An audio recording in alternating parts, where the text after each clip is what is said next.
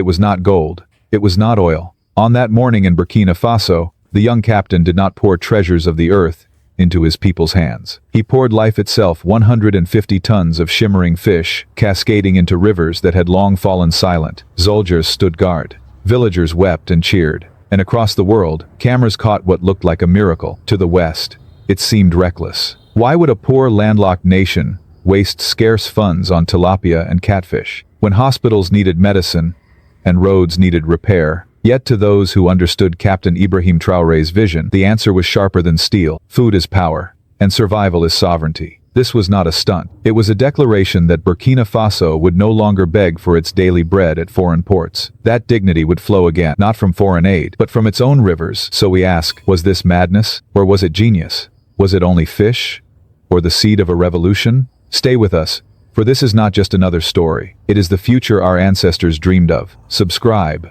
and walk with us for an Africa that will never again bow its head. Burkina Faso, a land without a coast, carved deep into the Sahel, ringed by drought-prone plains and fragile soils. It is a country often forgotten on maps, spoken of only when headlines speak of famine, coups, or conflict. And yet, behind those headlines lies a quieter struggle that cuts to the bone of daily life, the struggle to eat. For generations, rivers once alive with tilapia and catfish fed families along their banks. Fresh fish was the cheapest and most reliable source of protein, balancing diets built on millet and sorghum. But as the years passed, the currents grew thinner. Overfishing, climate change, and the silt of illegal mining left nets coming up empty. The laughter of fishermen turned to silence, and the markets that once overflowed with local catches filled instead with plastic-wrapped imports from far-off coasts.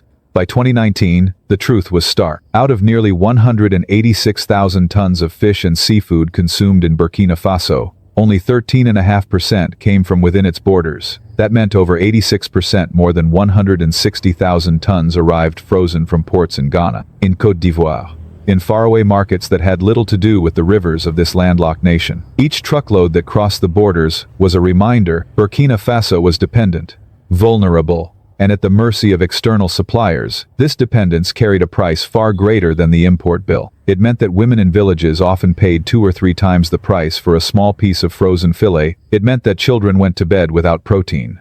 That malnutrition quietly stunted growth and learning in rural schools. The World Food Program warned that hunger in the Sahel was becoming not just a tragedy, but a weapon, an instrument through which populations could be manipulated by insurgents, aid agencies, or foreign powers. And the irony cut deep. Here was a land where rivers still flowed, sometimes dry in season, sometimes shallow, but still alive. Yet families were told that their survival depended on the iceboxes of foreign merchants. Here was a proud people, heirs to kingdoms and empires, reduced to begging for sustenance wrapped in cellophane. Politicians shrugged. They pointed to geography. How could a country without a coastline ever hope to feed itself fish? They pointed to climate. How could rivers in a land of drought ever be abundant again? And so they accepted dependency as natural, as unavoidable, as destiny. But destiny has a way of hardening into chains. Imports grew year by year, rising to over $40 million by 2023. Markets that once belonged to local fishermen were controlled by cartels of frozen fish, their profits flowing not into Burkina Faso, but outward to foreign companies. Each bite of fish carried the bitter taste of dependence. For ordinary citizens, the pain was visible. Women carried plastic-wrapped tilapia from lorries into dusty markets, but many could not afford to buy. Children who once grew strong on river fish now ate bowls of porridge with no protein. Young men abandoned fishing boats that had sat idle for years and left for cities, searching for work that rarely came. Villages along the rivers, once centers of trade and life, seemed to wither with the rivers themselves. This was the world Captain Ibrahim Traoré inherited, a world where hunger was normal, where rivers were silent, where a proud nation survived at the mercy of trucks rolling in from foreign coasts. It was not simply an economic issue. It was a question of dignity, of sovereignty, of whether a people could ever stand upright if their daily bread or daily fish was handed to them from abroad. And so the stage was set, a nation with empty rivers, a people with empty plates, a future chained to foreign markets.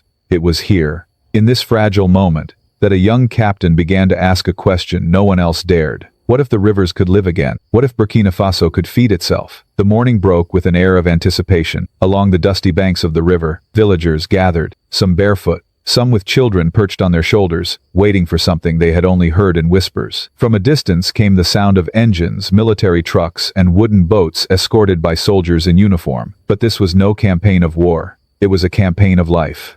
On that day, Captain Ibrahim Traoré did something that no leader before him had dared. He ordered 150 tons of live fish tilapia, carp, and catfish released into the silent rivers of Burkina Faso. The fish cascaded like silver rain, surging into waters that had long been starved of movement. The spectacle stunned those present. Men dropped their nets into the currents and watched them fill instantly with life. Women gasped as the tanks opened, water foaming with thousands upon thousands of wriggling bodies. Children shouted, as if witnessing magic. It was a moment carefully staged, yet deeply authentic. The military presence signaled security, discipline, and authority. But what poured from those tanks was not bullets or bombs. It was nourishment. It was a declaration that rivers once abandoned, once dismissed, as barren could be restored.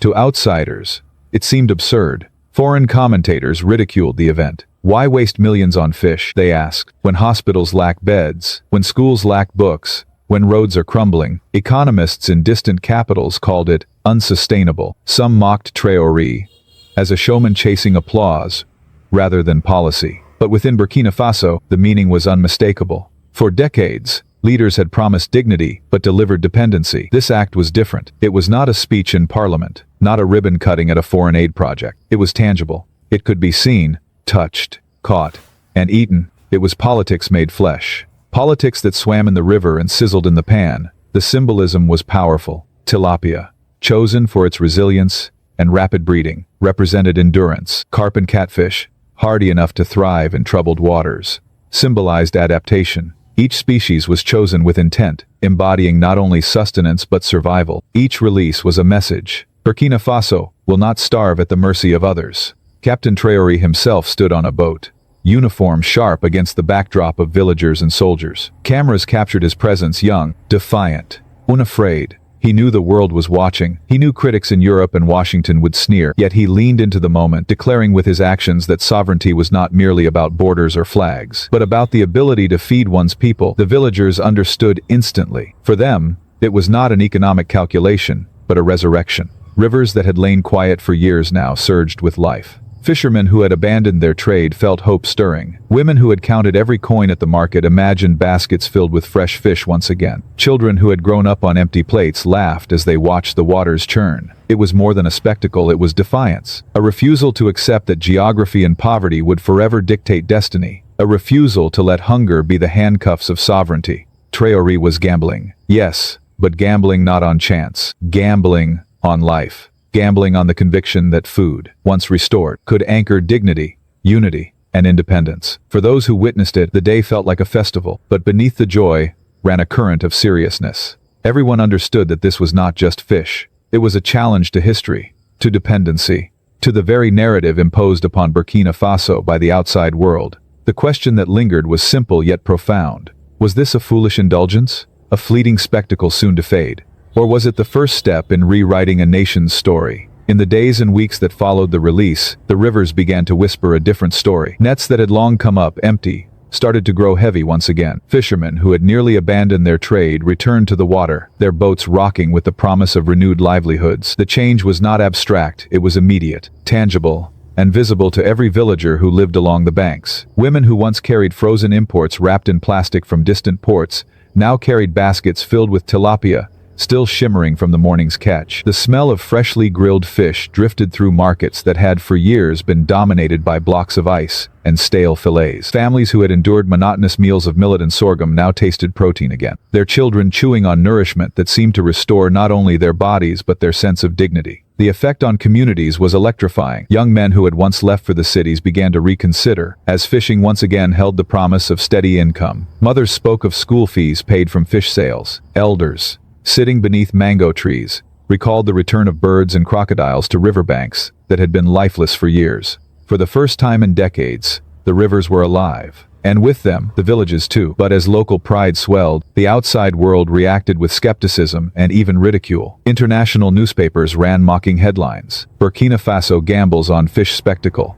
Populism with fins. Analysts in Washington dismissed the move as theatrics, while European commentators declared it unsustainable. Economists warned that polluted rivers from illegal mining and erratic rainfall would kill the fish before they multiply. Development experts described the project as naive nationalism, insisting that dependency on imports was inevitable for a landlocked state. Yet inside Burkina Faso, a different narrative was being written. Radio stations carried testimonies from villagers describing the revival of their diets. Traditional chiefs declared certain river zones sacred, banning fishing until populations matured. Local leaders enforced community rules, while youth organized patrols to protect waters from poachers. This was not the collapse critics predicted. It was the opposite. It was resilience in action, and the images traveled far. Videos of villagers cheering as waves of fish spilled into the rivers spread across social media. In Bamako, Niamey, and Dakar, young Africans shared the story with pride. They saw in Traore not a reckless populist, but a symbol of defiance, an African leader willing to bet on life rather than debt. The phrase, fish diplomacy, began to circulate, as whispers spread that if Burkina Faso could revive its rivers, perhaps others could too. Foreign powers took notice, though uneasily. Import cartels, long accustomed to controlling the West African fish market, saw their profits threatened. Development agencies, once certain of their leverage, worried that true food sovereignty would weaken their influence. What outsiders dismissed as spectacle was, in fact, eroding the very structures of dependency on which they had built their authority. Meanwhile, in the markets of Ouagadougou, the proof could be weighed, sold, and tasted. Fish that once cost families a week's wages was now within reach. Malnutrition indicators in certain regions began to show improvement. What had begun as an active theater was maturing into measurable results, and so the debate sharpened. Was this truly a sustainable model, or a temporary miracle? Could a landlocked nation withstand the pressures of climate change, corruption, and foreign resistance? Or had Captain Ibrahim Traoré uncovered a truth too powerful to ignore, that sovereignty begins not with speeches in parliament, but with food in the hands of the people? And to you, watching from afar, wenn Sie glauben, dass Afrika dies schon immer gebraucht hat, schreiben Sie Amen in die Kommentare unten. Beneath the spectacle of silver fish cascading into rivers lay a calculation far deeper than ecology. Captain Ibrahim Traoré understood something that generations of leaders had either ignored or feared to admit. Hunger is the bedrock of politics. A hungry population is pliable, vulnerable to manipulation by insurgents, foreign donors, or corrupt elites. A fed population, by contrast, is harder to sway. When the fish began to multiply, it was not merely protein that entered kitchens across Burkina Faso. It was stability. Each meal filled with fresh tilapia became a quiet act of resistance against dependency. Each fisherman who returned to the river was not only reviving his trade but also strengthening the bond between state and citizen. In a country long plagued by distrust, the simple fact of food on the table achieved what speeches and slogans never could: loyalty. Traoré moved quickly to transform the release from a one-time spectacle into a structured policy. Aquaculture training programs were introduced, teaching farmers how to raise fish in cages and nets along river inlets. Hatcheries were built to ensure a steady supply of fry, replenishing rivers year after year. Women's cooperatives were supported with equipment to smoke and salt fish, extending its shelf life and expanding its reach to remote markets. This was not improvisation, it was infrastructure, designed to root sovereignty in the soil and waters of Burkina Faso. And the brilliance lay not only in the policy but in the optics. Images of villagers rejoicing as waves of fish hit the rivers, spread across Africa like wildfire. Here was a leader who did not cut ribbons on imported aid projects, but who gave life back to his people in a form they could touch, taste, and share. The symbolism was profound. Sovereignty was no longer abstract. It was swimming in their rivers and sizzling in their pans. Traoré's rhetoric sharpened the message. To critics who asked why millions were spent on fish instead of hospitals, he replied, "A hospital treats sickness, but food prevents it. A road may carry goods, but it does not feed a child. Without nutrition, no infrastructure matters." It was a direct rebuke to decades of development orthodoxy, which had equated progress with asphalt and concrete. Traoré's vision was simpler, yet more radical. Sovereignty begins with the stomach. In framing food security as political security, Traoré challenged the very foundation of foreign influence in the region. For decades, aid agencies and donor nations had used hunger as leverage, offering shipments of grain or frozen fish in exchange for compliance. By breaking that dependency, Burkina Faso signaled that it would no longer be easily coerced. Each fish released was a rejection of the narrative that Africa must beg to survive. Yet Traoré was not naive. He knew that feeding a nation required more than symbolism. Risks loomed everywhere. Illegal mining threatening to pollute rivers. Poachers eager to profit before stocks matured. Corrupt officials tempted to monopolize distribution. To counter these threats, he empowered communities directly. Traditional chiefs declared sanctuaries where fishing was banned until populations recovered. Youth brigades patrolled waters, enforcing local rules. Villagers themselves rebuilt hatcheries when damaged. The strategy was not top-down, but shared, embedding responsibility within the people, rather than relying solely on the state. Politically, the impact was immense. In parliament, opponents found it increasingly difficult to attack a policy so visibly embraced by ordinary citizens. Abroad, analysts who once mocked the project as a populist stunt began to recognize its disruptive potential. If Burkina Faso could secure food sovereignty, what leverage would donors retain? If fish could transform politics here, what else might Africa reclaim with equal boldness? This was the true genius of Traoré's gamble. It was never just about rivers. It was about rewriting the script of dependence into one of defiance. By choosing life humble, wriggling, silver-scaled life, he had crafted a political act more potent than any military parade or foreign loan agreement. For the people of Burkina Faso, the meaning was clear. This was not only about eating better, it was about standing taller. It was about proving that sovereignty need not be imported in plastic wrapping but could be bred, nurtured, and harvested from their own waters. Months turned into a year, and the rivers of Burkina Faso no longer carried only water. They carried a story of defiance, of resilience, of a young captain who had chosen to fight not with bullets, but with fish. What began as a spectacle matured into a movement. The results could no longer be ignored. Fish imports, once towering above 160,000 tons annually, began to decline. Local markets that had been dominated by frozen fillets from Ghana or Côte d'Ivoire now displayed fresh tilapia, caught only hours before. Malnutrition indicators in river provinces began to improve. Teachers spoke of sharper attention in classrooms, thanks to protein from school meal programs that now included smoked fish sourced from local cooperatives. What critics had called populist theater was becoming statistical fact, but the impact reached far beyond food security. It reshaped migration patterns, pulling young men back from overcrowded cities into their home villages, where fishing was once again viable. It reshaped gender roles, as women's cooperatives found themselves at the center of trade, processing, and distribution. It reshaped politics, forcing even opposition leaders to acknowledge that the rivers had changed the conversation. For decades, the relationship between state and citizen in Burkina Faso had been defined by distance and distrust. Politicians spoke. The people endured. But with the rivers, the link was tangible. Ordinary citizens could see, taste, and touch the outcome of policy. That bridge of trust, fragile but real, was perhaps the most profound legacy of the fish release. Yet the ripples did not stop at Burkina Faso's borders. In Mali and Niger, youth movements hailed the initiative as proof that Africa could innovate rather than beg. Delegations quietly visited Ouagadougou to study the program. The phrase, fish diplomacy, spread across the Sahel, hinting at a new model of sovereignty, rooted not in weapons or aid, but in food. For neighbors who shared rivers and reservoirs, the idea was not only inspiring, it was contagious. And in Western capitals, unease grew. Import cartels fretted that their markets were shrinking. Development agencies worried that their leverage was eroding. Policy analysts who had once laughed now whispered of economic disruption. Because if one small, landlocked nation could reduce dependency, what would happen if others followed? Billions in annual food exports to Africa could be at risk. More importantly, the old narrative that Africa must rely on external aid was unraveling. The symbolism unsettled the world. A young African leader, standing on a boat, not begging for loans but releasing life into his rivers.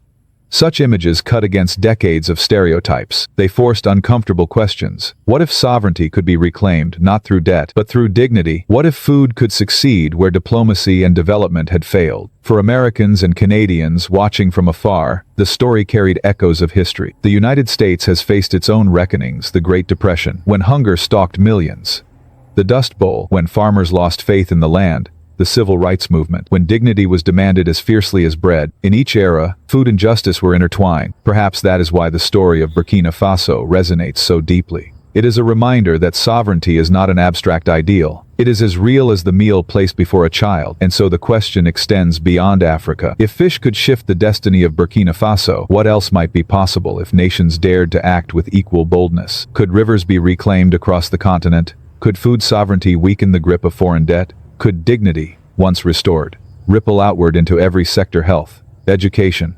Security. Of course. Dangas remain. Illegal mining still threatens to poison waters. Poaching could undo years of progress. Corruption lurks in markets and ministries. Success is fragile, and enemies both internal and external are many. But the idea has already taken root, and ideas, once planted, are hard to kill. This is the long-term legacy of Traoré's gamble. It is not simply about fish or rivers. It is about sovereignty redefined, not as a flag waved in parades, but as food drawn from one's own waters. It is about a nation once written off as poor and dependent, proving that dignity can be harvested from life itself. And it forces a question upon the world. If a small landlocked nation can disrupt global trade and inspire a continent with nothing more than rivers and fish, what might happen if others follow? Would we call it folly, or would we call it freedom? From the moment Captain Ibrahim Traoré released 150 tons of fish into the silent rivers of Burkina Faso, the world has struggled to decide, was it madness, or was it genius? Critics called it reckless. Supporters called it rebirth. But no one could deny that it changed the conversation. What began as ridicule matured into proof. Fishermen returned to their trade. Women formed cooperatives that gave them independence and income. Children, once weakened by malnutrition, began to taste strength again. Wildlife returned to the riverbanks. Markets once ruled by imports now thrived with local supply. A gamble transformed into sovereignty. And that sovereignty was never about rivers alone. It was about dignity, about the right of a people to feed themselves, to live without chains of dependency. By choosing life over despair, by betting on rivers rather than loans, Traoré showed that leadership can be measured not only by power, but by the ability to restore hope. The lesson extends beyond Burkina Faso. It challenges the old order that has long kept Africa silent and dependent. It whispers a truth that can no longer be ignored. Sovereignty begins with food, and food begins with the courage to believe in one's own resources. But the risks remain. Corruption, pollution, and foreign resistance still loom. Success is fragile, and history warns us that freedom once lost is never easily regained. That is why this moment matters, not only for Burkina Faso, but for an entire continent that now dares to ask, if rivers can be reclaimed, what else might Africa reclaim? Minerals, land, labor, pride. And so we end with a call. If this story has stirred something in your chest, do not scroll past. Speak it, share it, carry it. Write your voice into history. Type in the comments, New Africa, Africa New, Africa Rise. Africa, Kando it. It's time for Africa. Let the world know that dignity is not negotiable. Captain Ibrahim, latest news is not just about politics, it is about survival, about freedom, about the birth of a new possibility. And as the Burkina Faso latest news continues to unfold, remember this: they mocked fish, but fish fed a nation. They mocked a gamble, but a gamble built sovereignty. If this story has moved something in your heart, don't just scroll past. Like, share, speak. Subscribe, for our story has been hidden for far too long. Now let us speak our future out loud. Thank you for being here. We'll see you in the next story, the one they still don't want us to hear.